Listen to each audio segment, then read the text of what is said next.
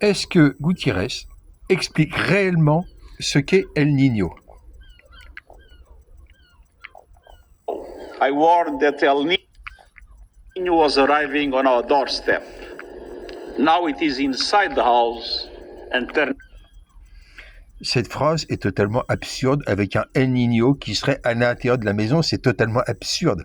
El Niño, c'est l'océan qui rend la chaleur bloquée par le couvercle carbone. J'explique. Cette année, on a les mesures d'avril. Ça correspond à l'équivalent de 4 millièmes de la chaleur solaire bloquée, c'est-à-dire 52 casseroles d'eau chauffant par humain. C'est la quantité de chaleur venue du soleil qui ne ressort pas de l'atmosphère de la Terre. Sur ces 52 casseroles, l'océan, en temps normal, en accepte 90%. On va dire arrondir à 45. Donc la chaleur bloquée sur Terre, c'est 45 casseroles d'eau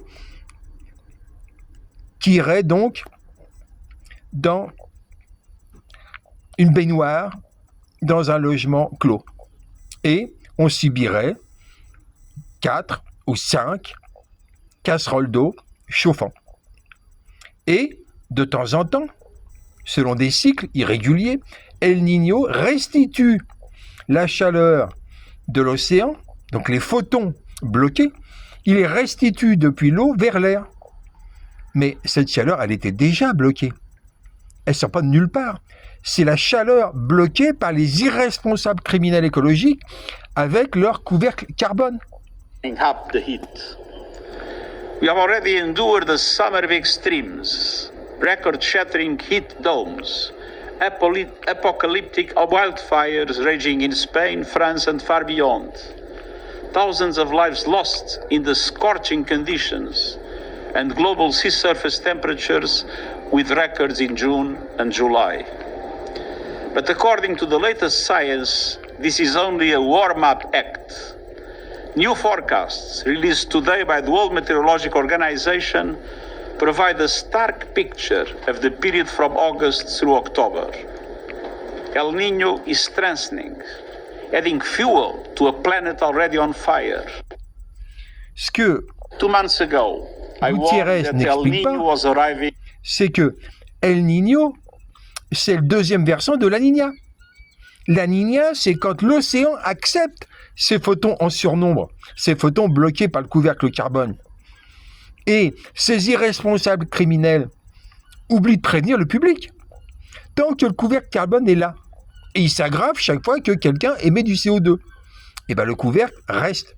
Et l'océan va, au bout d'un certain temps, accepter de moins en moins ce stockage de 90% d'énergie de photons bloqués par le couvercle carbone.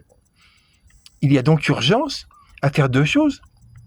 Stopper les émissions de carbone, je dis bien stopper, zéro, et pomper ce qui était en trop. C'est-à-dire que une fois qu'on aura stoppé, le couvercle est toujours là, le couvercle CO2 est toujours là, il faut pomper toute cette molécule de dioxyde de carbone, il faut les pomper, faut diminuer ce couvercle carbone.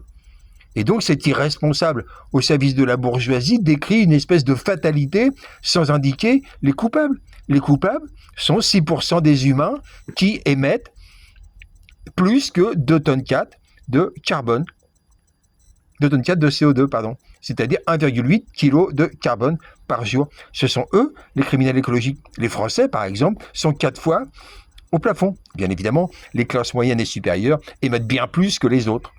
Il y a donc urgence à détruire le couvercle carbone, ce que j'avais expliqué dès 2007 dans mon article manifeste proposant le plafonnement à 2 tonnes 4 de CO2 et proposant des tickets de rationnement carbone qui n'ont jamais été mis en œuvre.